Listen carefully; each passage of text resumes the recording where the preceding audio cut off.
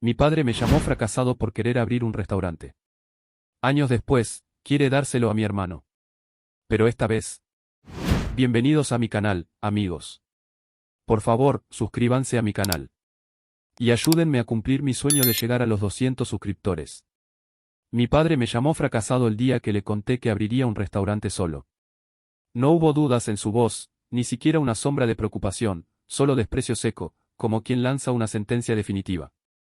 Ahora que el local rebosa vida y clientes, se presenta como si el mérito fuera suyo y exige que lo traspase a mi hermano, su eterno favorito, como si todo esto fuera apenas una prolongación de su voluntad. Siempre supo cuál de sus hijos sería el estandarte y cuál la decepción. A veces pienso que no me odia, simplemente me sobró. Desde niño, mi hermano era su espejo, extrovertido, rápido con las palabras, encantador sin esfuerzo. Yo, en cambio, prefería refugiarme en la cocina con mi abuela, perderme entre aromas de yerbas secas y guisos lentos mientras allá fuera el mundo celebraba competencias y fiestas. Para él, eso no era vocación, era una pérdida de tiempo. Cada vez que hablaba de mis sueños, él respondía con una carcajada sin alma o con silencios punzantes. ¿Restaurante? ¿Eso es tu plan de vida? ¿Vas a vivir revolviendo salsas? Decía, como si las palabras supieran a derrota. Si querés tirar tu futuro a la basura, hacelo solo. No esperes que yo aplauda la idea de que mi hijo quiera ser mozo de sí mismo. Era una cadena de comentarios que parecían pequeñas grietas, pero que con los años se convirtieron en fisuras profundas. Recuerdo uno de esos días con precisión quirúrgica. Le conté, con cierta timidez, que había conseguido trabajo en una pequeña cocina de barrio. No como chef aún, pero sí cerca del fuego, aprendiendo. Él apenas alzó una ceja. Eso vas a poner en tu currículum. ¿Qué sabes pelar papas? Ni siquiera me miró. Solo siguió hojeando su periódico mientras la frase se quedaba suspendida en el aire, pesada como un yunque. O aquella cena familiar. Me pidió que fuera, que no me excusara. Pensé que quizás, por una vez, quería compartir algo conmigo. Pero no. Solo me usó como telón de fondo para celebrar a mi hermano, que había conseguido una pasantía en una multinacional. Frente a todos, dijo, por fin uno de mis hijos entiende cómo funciona el mundo real. No como otros que siguen jugando a ser chef. Yo estaba allí, con las manos bajo la mesa, aferrado a una servilleta arrugada para no romperla entre los dedos. En ese entonces, trabajaba dobles turnos. Cocinaba de día y preparaba catering de noche, dormía poco, comía cualquier cosa y vivía con una convicción silenciosa que me sostenía incluso en los días más largos. No tenía a nadie que creyera en mí. Excepto mi madre. Ella fue la única que, sin muchas palabras, me ofreció su ayuda como quien extiende una manta en pleno invierno. Cuando por fin reuní el dinero justo para alquilar un pequeño local en un barrio popular, no hubo celebraciones. Solo le conté a ella. Pintamos las paredes con nuestras propias manos, usó telas viejas para coser los manteles, y cada mañana me acompañaba al mercado, escogiendo tomates como si eligiera gemas. El lugar era humilde, sí, pero tenía alma. Allí, entre los muros descascarados y la estufa prestada, empecé a cocinar con lo que me quedaba de fe. El menú era un tributo a mi abuela, sopas espesas, guisos con sabor a domingo, carnes que se deshacían entre los dedos y una salsa picante que perfeccioné durante meses como si fuera un conjuro. Cada plato tenía mi firma, desde la carta escrita a mano hasta la música que cambiaba con la hora. Los primeros meses fueron una lucha contra el vacío. Algunos días no entraba nadie. El eco de la puerta se me clavaba como una herida abierta. Dudé, claro. Cuando fallaba un proveedor, cuando un cliente se quejaba sin razón, cuando el gas no alcanzaba y yo tenía que decidir entre cocinar o calentarme. Pero también hubo señales. Una pareja que volvió 3 veces en la misma semana solo para repetir el arroz con costra. Una anciana que, al probar mi sopa, rompió a llorar y dijo que sabía igual que la de su madre. Esas pequeñas victorias eran mi oxígeno. Poco a poco, la voz se corrió. Sin publicidad ni influencers. La gente del barrio empezó a venir. Luego trajeron a sus primos, a sus amigos. Pronto tuve que contratar ayuda, abrir una pequeña terraza, rechazar pedidos por falta de espacio. Por primera vez, sentí que mi nombre valía algo. Fue entonces cuando sonó el teléfono. En la pantalla, papá. Dudé en responder. Pero lo hice. Su voz sonaba igual que siempre, firme, con esa falsa calma que escondía una orden. No llamó para felicitarme. Dijo, sin rodeos, que ya era hora de poner las cosas en orden. Que el restaurante había crecido gracias a mis raíces, a lo que él me había inculcado.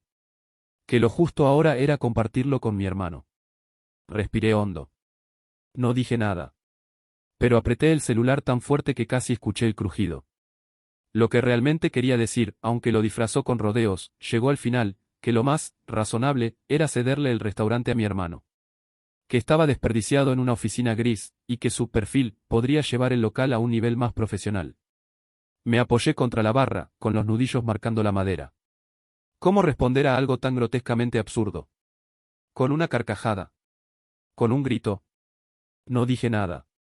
Solo observé el lugar, cada silla que arrastré con mis propias manos, cada grieta en la pared pintada por mi madre, cada quemadura en mis brazos que aún no sanaba del todo. Pensé en las madrugadas en vela, en los días en los que cocinar era lo único que me mantenía cuerdo, mientras mis amigos recorrían el mundo y yo hervía huesos para caldo. Y ahora él venía a decirme que lo justo era entregarlo a alguien que jamás lavó un plato. Callé mientras él hablaba de sacrificio familiar, como si su único legado no hubiera sido la humillación sistemática. Dijo que era lo mejor, que así todos quedábamos bien, y que no montara un drama por algo que debía verse como un acto de unidad. Colgué sin decir una sola palabra. Pero mis manos temblaban. No por miedo. Por rabia contenida. Por años de tragarme frases a medio formar y mirar al suelo cuando quería levantar la voz. Fue en ese momento que entendí, ya no como una sospecha, sino como certeza, que nunca me iba a ver como suficiente. Y que, ahora que había construido algo valioso, su manera de seguir negando mi valor era intentar robármelo. Pero esta vez, no. Ya no era el hijo que bajaba la cabeza. No iba a regalarle lo que tanto me costó levantar. No otra vez. Pasaron casi 3 meses desde aquella llamada. Por un tiempo quise creer que quedaría en eso, en un exabrupto fruto del ego herido. Pero no. Subestimé su capacidad para manipular sin ensuciarse las manos. Lo que siguió fue una campaña meticulosa, silenciosa y perfectamente estructurada para empujarme hacia una renuncia disfrazada de gesto familiar. Empezó como suele empezar todo con él, con palabras envenenadas dichas en boca de otros. En las reuniones familiares, a las que apenas asistió por preservar mi salud mental, mi madre me contaba, incómoda, que se dedicaba a lanzar frases como, a este muchacho se le subió el éxito a la cabeza, o, si no fuera por la disciplina que le enseñé, no sabría ni pelar una papa. Reescribía la historia como si hubiera sido parte del esfuerzo, como si en lugar de burlas, me hubiese dado valores. Como si hubiera estado. Después vino el siguiente movimiento. Más directo. Convenció a algunos familiares, esos que jamás pusieron un centavo ni una hora de ayuda, de que lo justo era que el negocio familiar pasara a manos más competentes. Así lo llamaban ahora, negocio familiar. Como si fuera una herencia compartida y no un sueño que levanté desde el polvo. Y claro, el nombre que repetían era siempre el mismo, mi hermano. Él, fiel a su estilo, no hizo mucho por detener esa idea. Al contrario. Comenzó a frecuentar el restaurante en horarios tranquilos. Llegaba sin avisar, se sentaba en una esquina como si solo pasara por ahí, pedía un café o una empanada. Y luego empezaban las preguntas, ¿quién te lleva la contabilidad? Y si te enfermas, ¿quién queda a cargo? ¿Pensaste en abrir otra sucursal? Había algo en su tono, en su forma de observarlo todo, que me erizaba la piel. No era curiosidad, era evaluación. Como si ya se estuviera probando el traje antes de que yo saliera por la puerta. El golpe más bajo llegó una tarde, cuando el sol caía lento sobre las mesas aún tibias. Estábamos por cerrar cuando apareció y me pidió 5 minutos. Acepté. Me debía eso, saber a qué juego estaba jugando. Estuve hablando con papá, empezó, sin rodeos. Y creemos que lo mejor es que yo me encargue de la parte administrativa. Vos seguís en la cocina. Es el equilibrio perfecto. Vos tenés el talento, yo la visión. Lo dijo sin titubeos. Como si el hecho de que yo me quedara atrapado entre hornallas y él manejara todo lo demás fuera un acto de justicia. Como si su colaboración fuera un favor. Yo te ayudo a crecer. Vos te enfocás en lo tuyo. Y todos ganamos. Me tomó unos segundos responder. El silencio entre nosotros era denso, cargado. No levanté la voz. No rompí nada. Solo lo miré fijo, con el mismo pulso con el que saco una bandeja de horno sin guantes. No necesito un socio. Mucho menos uno que llega empujado por alguien que jamás creyó en mí. No hubo gritos. No los necesitaba. Esa noche, después de cerrar, me quedé solo. Pasé un trapo lento por cada mesa, apagué las luces una a una y me detuve en la cocina. Observé los cuchillos alineados, las ollas colgando, el vapor aún flotando en el ambiente. Y supe que si querían arrebatarme esto, tendrían que hacerlo con las manos sucias. Me acerqué a la barra, donde aún quedaba un café frío del turno anterior. Lo serví sin pensar, sin azúcar, sin calor. Me senté en la misma silla donde, 3 años atrás, había dibujado en servilletas el primer bosquejo de este sueño. Y ahí, entre el murmullo lejano del extractor y el eco de las cucharas mal lavadas, entendí algo con una claridad casi violenta: ellos no iban a parar. No mientras yo siguiera firme. No mientras el restaurante existiera como testimonio de todo lo que dijeron que no podía hacer. No iban a venir con armas ni con gritos. Vendrían con sonrisas, con discursos de unidad, con reproches disfrazados de preocupación. Iban a empujar hasta que pareciera que el terco era yo, que el problema no era su ambición sino mi supuesta falta de generosidad. Me conocían demasiado bien. Sabían que evitaba los conflictos, que a veces prefería callar antes que romper algo irremediablemente. Y por eso mismo, esta vez necesitaba dejar de actuar como ellos esperaban. Al día siguiente, sin comentar nada a nadie, pedí una cita con un abogado. No uno cualquiera, un viejo cliente que, tiempo atrás, me había ofrecido ayuda cuando el negocio aún era apenas un boceto. Le conté todo. Cómo había levantado el restaurante solo, cómo estaba estructurado legalmente, qué tipo de sociedad tenía, ninguna, y cuáles eran los documentos que me daban control total.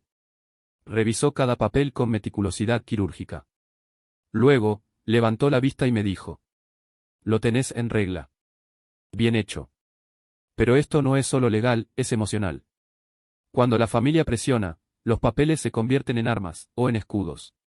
Según cómo los uses. Con su guía, empecé a blindarme. Registré formalmente el nombre del restaurante como marca propia, protegí el menú como propiedad intelectual y reforcé las cláusulas en todos los contratos laborales. Redactamos una carta clara, precisa, donde quedaba establecido que cualquier intento de alterar el concepto, dirección o administración sin mi aprobación sería considerado una violación directa a mis derechos como fundador y propietario único. No era un documento judicial, pero sí un acto de presencia. Hasta aquí. La guardé en una carpeta física, y otra en la nube, por si algún día necesitaba recordarle a alguien que yo no estaba jugando. Me volqué por completo al restaurante. No solo cocinaba, afinaba cada proceso, reestructuraba turnos, daba capacitaciones, fortalecía vínculos con proveedores, clientes, vecinos. Había entendido que no bastaba con resistir, había que crecer. Ser tan sólido que cualquier intento de socavarme rebotara sin efecto. También hablé con quienes me surtían los insumos más importantes. Les pedí discreción si alguien más se acercaba a negociar a mis espaldas. Me prometieron su lealtad. No por miedo ni por dinero, sino porque sabían que yo cumplía. Y porque, a diferencia de muchos, yo les hablaba mirándolos a los ojos. Lo más difícil fue ver a mi madre. Ella nunca me reclamó, pero su mirada decía más que cualquier sermón. Un día la encontré sentada al fondo del local, frente a un plato de sopa que ya estaba frío. Removía la cuchara sin probarla. Tú no sabes lo que duele ver a los hijos así, murmuró, sin levantar la vista. Me acerqué, le tomé la mano con cuidado. No estoy peleando, mamá. Me estoy defendiendo. No dijo nada más. Me besó en la frente y se fue. Y esa fue la última vez que me tembló el pulso. Desde ese día, me hice una promesa: no me iban a quitar lo que construí. Si querían guerra, no se la iba a dar al modo que ellos esperaban. No con escándalos. Con hechos. Con estructura. Con una presencia tan sólida que el silencio mismo pesara más que sus gritos. Habían pasado ya 9 meses desde aquella primera llamada. 9 meses desde que mi padre, con la naturalidad de quien reparte bienes en una finca, me exigió que entregara el restaurante como si fuera un juguete que él podía adjudicar a voluntad. Desde entonces, todo había sido una larga y sorda batalla, comentarios solapados en reuniones familiares, silencios tensos, visitas casuales de mi hermano, y rumores que viajaban entre tías, primos y conocidos que nunca pisaron el local, pero tenían opiniones sobre todo. Y, a pesar de todo eso, el restaurante seguía en pie. No como un capricho, sino como una declaración. Como un hogar. 9 meses después de aquella llamada, seguía de pie. No solo eso, había avanzado con la determinación de quien ya no teme levantar muros cuando la armonía se convierte en una trampa. Lo que comenzó como una defensa solitaria se transformó en una expansión sólida. El restaurante no solo resistió, floreció. Empezaron a aparecer reseñas en blogs independientes, en cuentas gastronómicas de Instagram con miles de seguidores, en foros donde la gente hablaba del menú como si fuera un descubrimiento íntimo. No hubo pautas pagadas ni campañas calculadas. Solo el viejo y poderoso boca a boca. La confianza de quien recomienda algo que lo emociona. Y para mí, eso siempre valió más que cualquier eslogan brillante. Con ese crecimiento, llegó la oportunidad que tanto había evitado, abrir una segunda sucursal. Dudé. Temía diluir la esencia, perder el control, traicionar aquello que le daba alma al proyecto. Pero las mesas estaban ocupadas cada noche, había listas de espera que se llenaban en cuestión de horas y clientes que cruzaban la ciudad solo para probar esa carne en salsa oscura que se deshacía con el tenedor o la limonada de panela con hierbabuena que ningún otro lugar lograba replicar. Era el momento. Encontré un local en una zona en expansión. Más amplio, con terraza y cocina a la vista. Cada centímetro fue pagado con mis propios ahorros. Sin créditos, sin favores, sin familia. Lo hice a mi manera, sin prisa, sin pausa, sin abandonar ni un solo día la primera sede. La inauguración fue sencilla, como todo lo que me importa. Música en vivo, platos gratuitos para los primeros en llegar y una galería de fotos que mostraba cómo había empezado todo, desde las paredes sin pintar hasta la primera sopa servida en una olla prestada. Vinieron amigos, vecinos, empleados, antiguos clientes que ya se sentían parte del mobiliario. De mi familia, solo una silla fue ocupada. La de mi madre. Trajo un pastel hecho en casa. Me abrazó como si guardara en los brazos una historia que nadie más había visto. Y me susurró. No te imaginas cuánto me enorgullece que haya llegado hasta aquí sin deberle nada a nadie. Pero la alegría, como siempre, trajo su sombra. Semanas después, mi hermano apareció. No con aquella falsa curiosidad de otras veces, sino con un tono cuidadosamente estudiado, mezcla de simpatía ensayada y seguridad impostada. Se presentó en la nueva sucursal con un café de cadena en la mano, como si eso bastara para integrarse al concepto, y me pidió hablar a solas. Nos sentamos al fondo, lejos del bullicio. Fue directo, sin rodeos, como quien cree tener una oferta irrechazable. Ahora sí estoy listo para sumarme, dijo, como si le hubiera hecho un favor al tiempo. Explicó que había hecho unos cursos de administración gastronómica, que tenía contactos en redes, que conocía a alguien que podía producir un vídeo publicitario, de alto impacto y bajo costo. Me ofreció una fusión de talentos, él, encargado de la imagen, la expansión, los convenios. Yo, de la cocina. Como si estuviera regalándome una oportunidad que debía agradecer. Lo dejé hablar. No lo interrumpí. Observé cómo se acomodaba la chaqueta mientras me describía su plan maestro. Cuando terminó, le agradecí su entusiasmo con una frialdad quirúrgica. Acompáñame a la oficina, le dije. Subimos al pequeño espacio del segundo piso.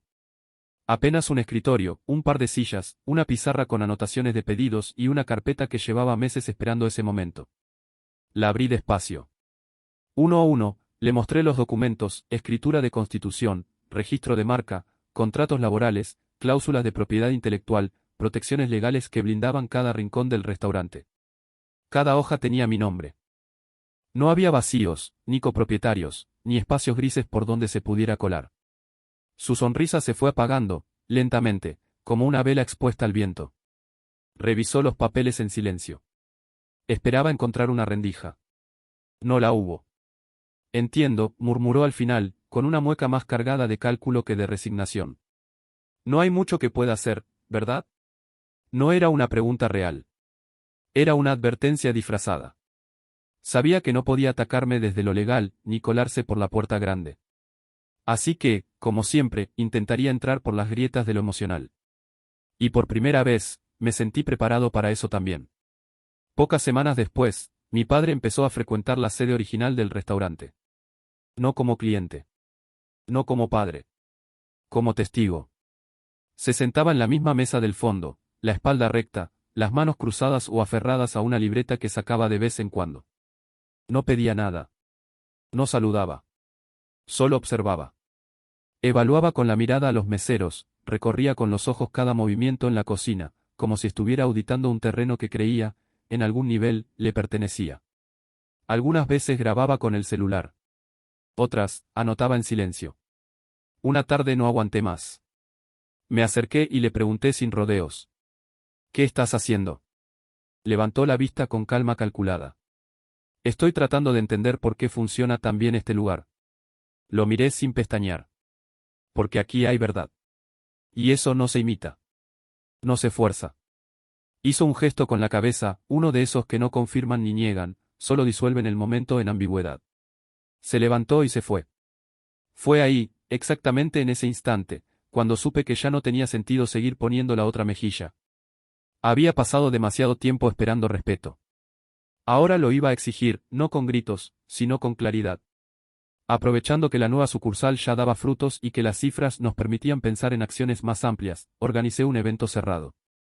Invitados, personal completo, clientes leales, proveedores de siempre, algunos amigos, unos pocos vecinos. Nada ostentoso, pero sí importante. Queríamos celebrar lo que habíamos logrado juntos. En medio del brindis, tomé el micrófono. No me tembló la voz. Hablé de cómo nació el restaurante, de las madrugadas en la cocina prestada, del primer mantel cocido a mano, de las veces que cociné sin saber si al día siguiente tendría con qué pagar la harina. Y luego, sin dramatismos, proyecté una serie de imágenes, contratos firmados, registros notariales, archivos escaneados con sellos y fechas, todo en orden, todo con mi nombre. No lo hice para jactarme. Lo hice porque sabía que tarde o temprano alguien iba a decir que me aproveché de una estructura que no era mía, que me monté en los hombros de otros para trepar. Quería que quedara claro, frente a testigos, que este restaurante era mío. No por los papeles, aunque también, sino por cada minuto invertido, cada herida en la piel, cada decisión tomada solo. Mi padre y mi hermano estaban ahí. Él, mi hermano, bajó la mirada. Por primera vez no intentó sostenerla. Como si, al fin, comprendiera que esto no era un juego. Que reclamar lo que no se construyó tiene un límite. Que se acabó el crédito eterno por ser el favorito. Mi padre, en cambio, no se inmutó. Se quedó inmóvil, rostro tallado en piedra, las manos en los bolsillos, como si nada de lo que dijera pudiera afectarlo.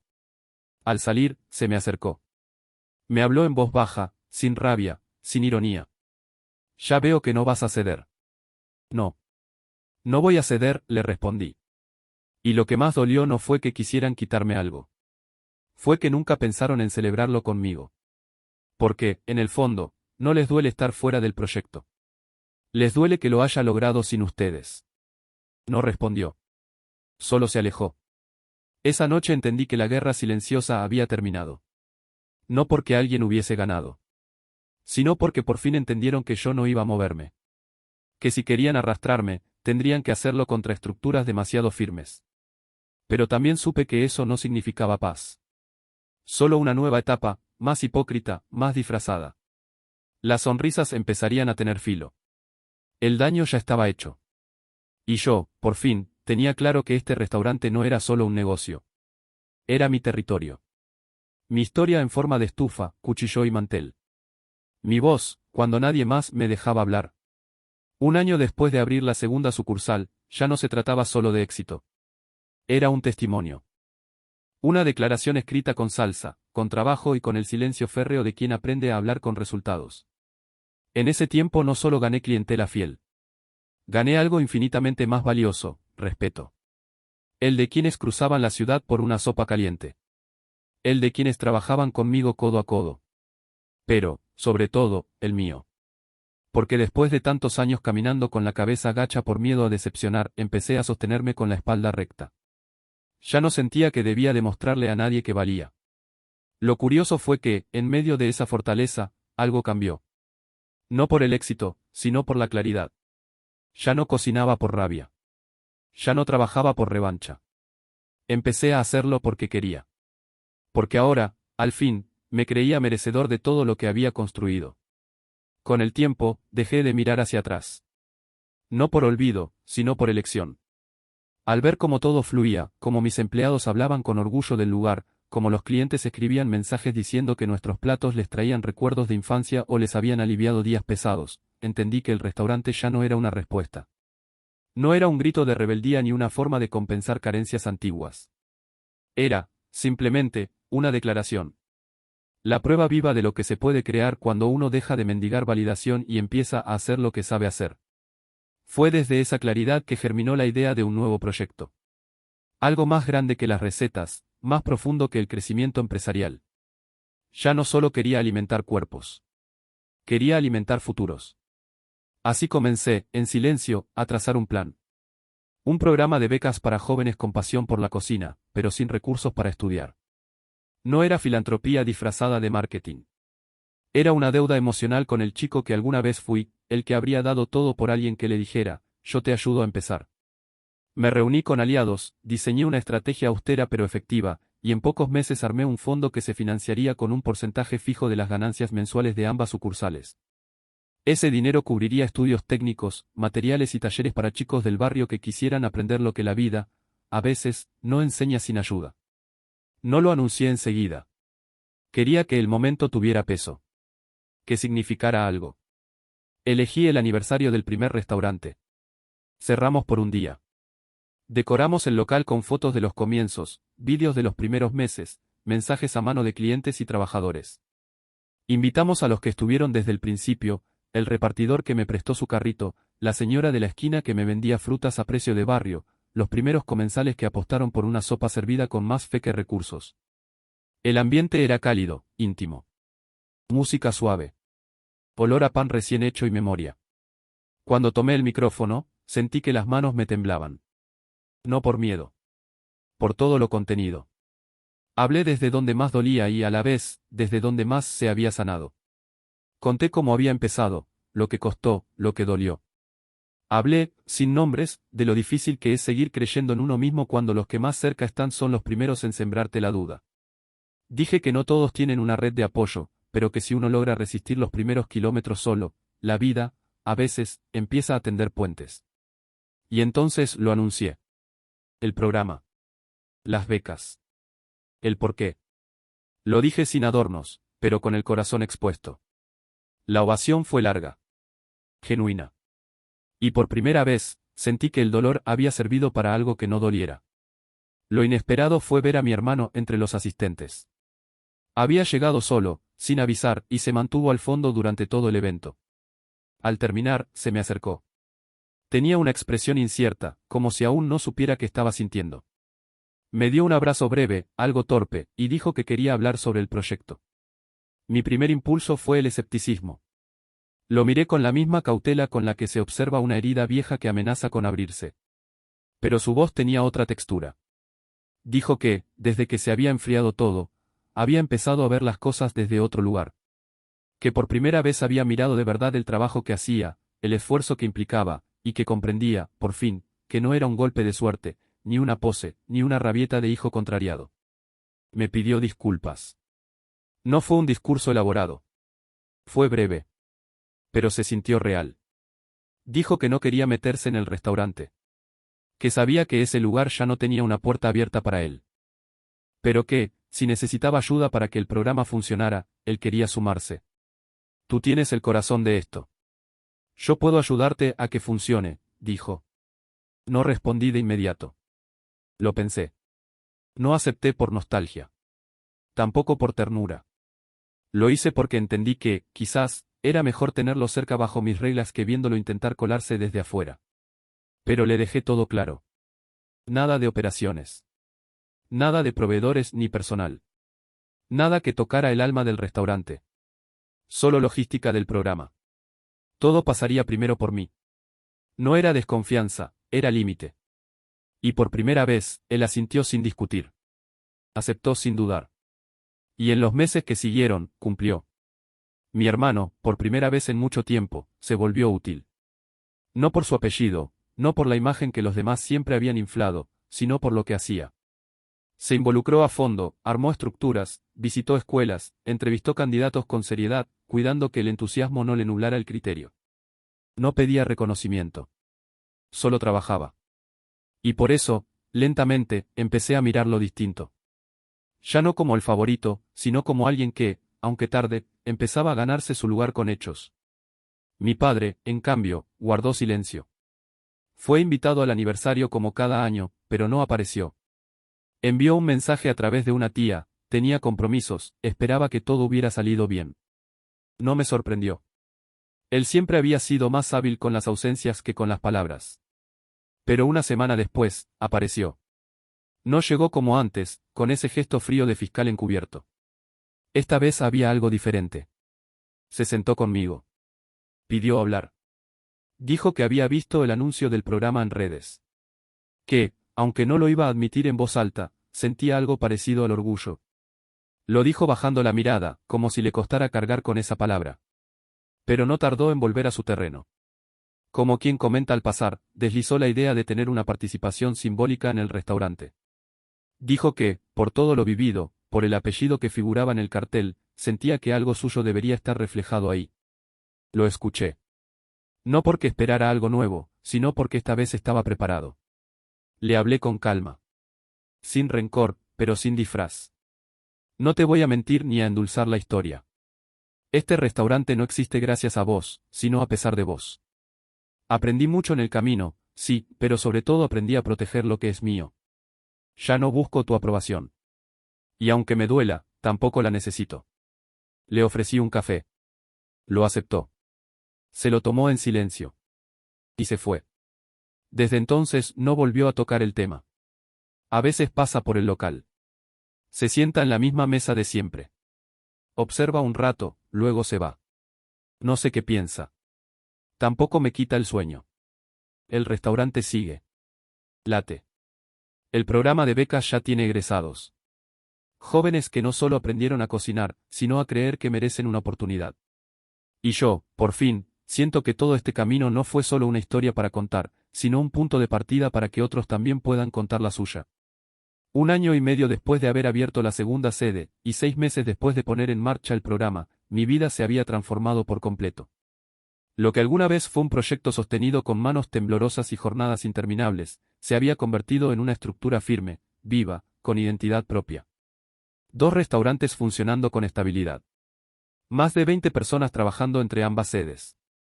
Alianzas sólidas con proveedores, vínculos con escuelas y fundaciones del barrio, y lo más importante, un proyecto educativo que ya no era promesa, sino impacto real. Me sentía orgulloso, claro. Pero sobre todo, en paz. Ya no despertaba con esa ansiedad corrosiva de tener que demostrar algo. Ya no era el hijo frustrado, ni el hermano invisible. Era simplemente yo, viviendo bajo mis propias reglas, a mi ritmo, con la cabeza en alto. Fue en esa serenidad que retomé una idea que durante años había sido apenas un boceto en el fondo de un cajón, abrir una tercera sede. No una réplica. No una franquicia. Algo distinto.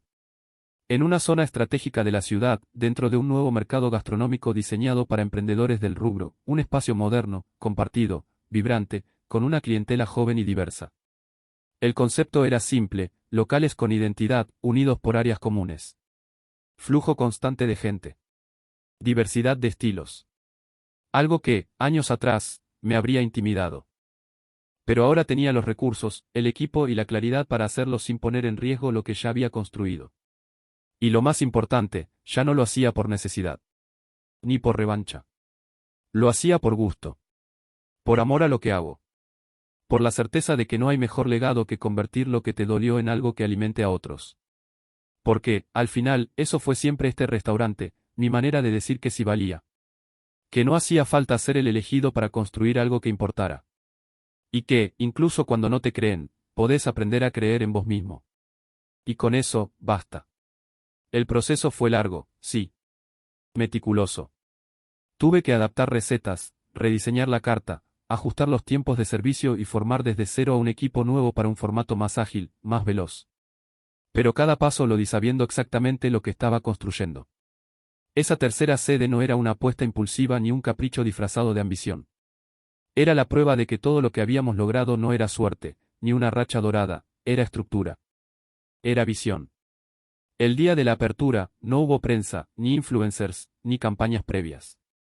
Solo corría el rumor entre quienes ya nos conocían. Antes de que el cartel estuviera colgado por completo, ya se formaban las primeras filas. Algunos eran clientes fieles que celebraban tenernos más cerca. Otros, curiosos atraídos por el aroma que escapaba desde la cocina abierta. Desde el fondo del local, los observé. Con los brazos cruzados y el corazón sereno. No por las ventas. No por la estética del lugar. Sino por la historia que había detrás de cada plato que se servía. Por lo que ese espacio representaba, el resultado de no rendirse. Y como ya era costumbre, cada vez que alcanzaba un nuevo peldaño, la sombra del pasado venía a probarme. 2 semanas después de la inauguración, apareció mi padre. Esta vez no envió emisarios ni mensajes tibios. Llegó directo, sin previo aviso, acompañado de un viejo amigo de la familia. Uno de esos personajes que viven de favores cruzados, anécdotas infladas y vínculos estratégicos. Pidió hablar conmigo. Accedí. Parte de mí aún quería creer que venía a cerrar un ciclo.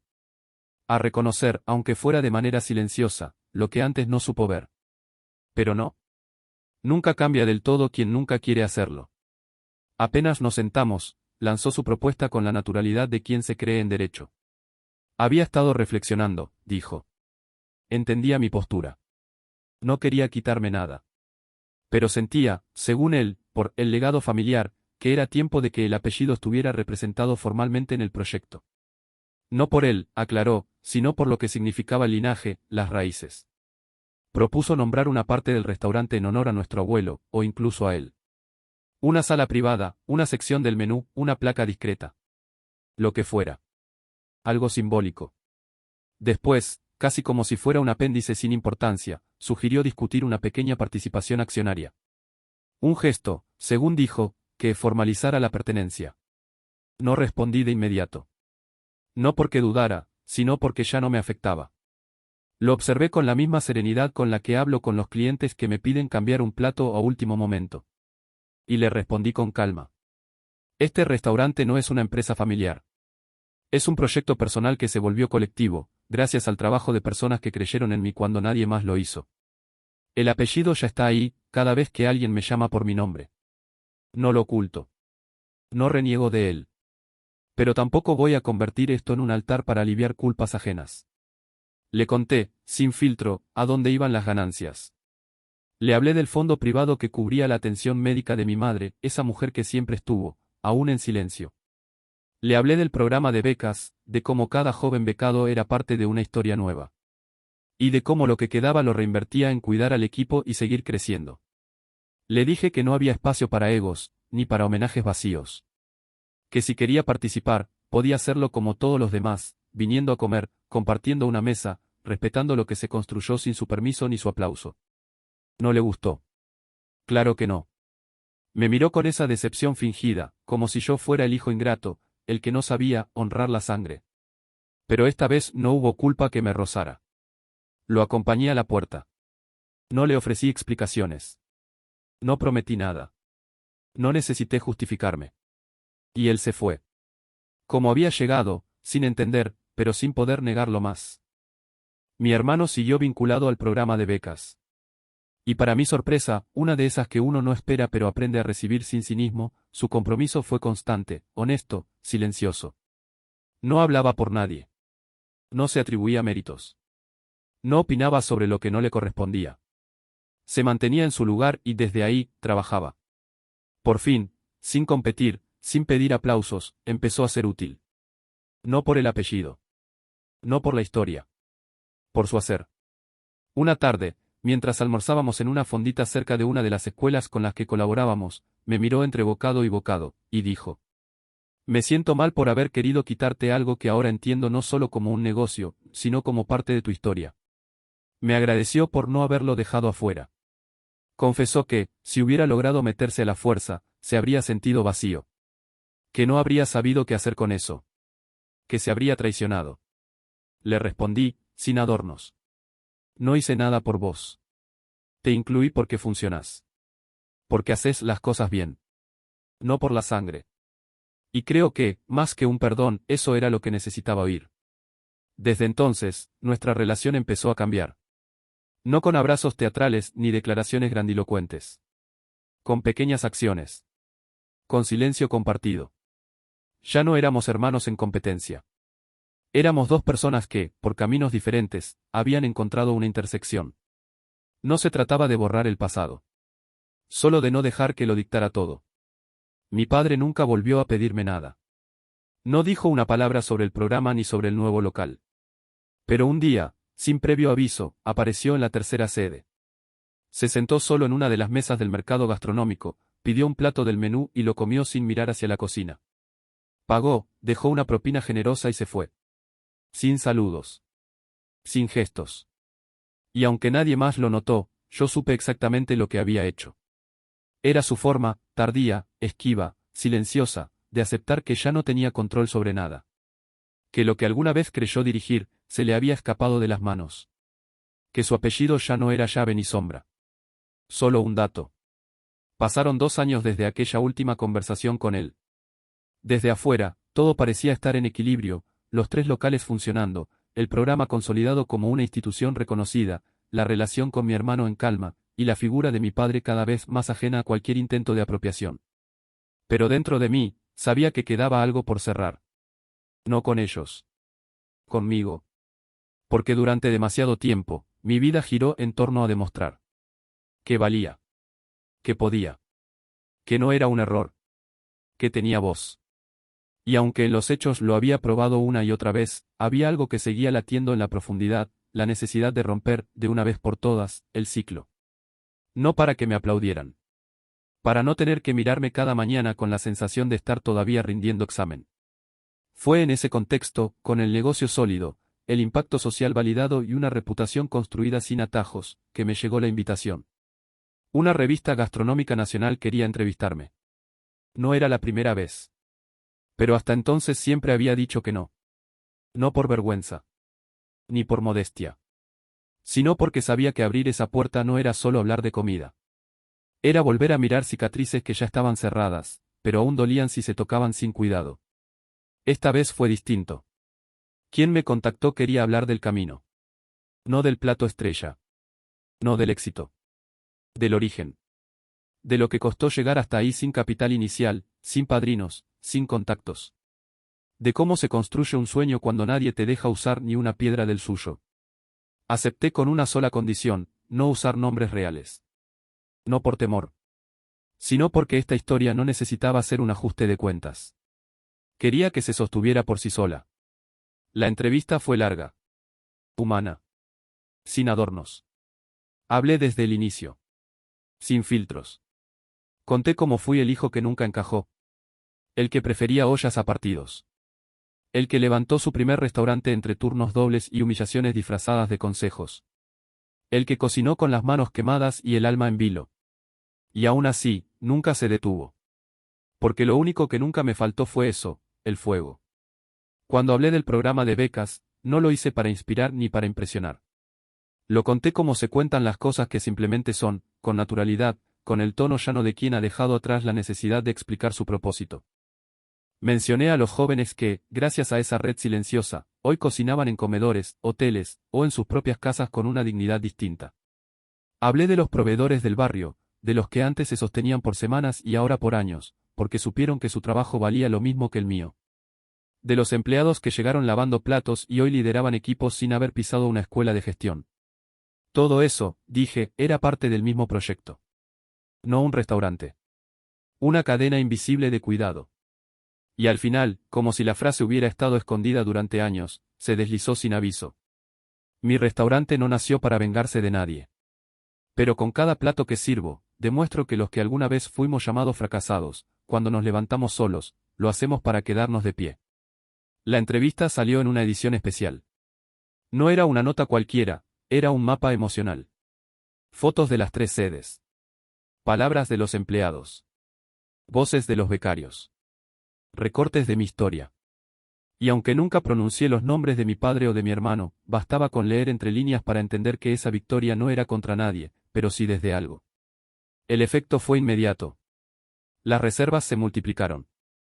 Llegaron invitaciones a congresos, colaboraciones, alianzas. Pero eso no fue lo importante. Lo que realmente me sorprendió fueron los mensajes que no esperaba, vecinos que antes pasaban sin verme, ahora me detenían solo para decir, gracias por no irte. Personas que siempre pensaron que alguien te ayudó, escribían para disculparse por haber confundido constancia con herencia. Y viejos conocidos que alguna vez se burlaron, ahora preguntaban cómo podían apoyar. Pero lo más inesperado fue él. No llamó. No escribió. Solo apareció, como un fantasma que deja de esconderse. Un martes, al caer la tarde, entró por la puerta del primer local. Se sentó, como antes, en la mesa del fondo. Pidió sin mirar la carta, el guiso que siempre pedía, aunque jamás reconociera que le gustaba. Yo lo observé desde la cocina, sin moverme. Ya no me temblaban las manos. Pagó, dejó una propina desproporcionada, y entregó un sobre cerrado con mi nombre en caja. Se fue sin saludar. La carta era breve. Manuscrita. Precisa. Decía que había leído la entrevista. Que había visto el vídeo. Y que entendía que lo que yo había construido no se podía reclamar, ni compartir, ni heredar. Que no buscaba perdón, porque sabía que lo que había roto no se reparaba con palabras.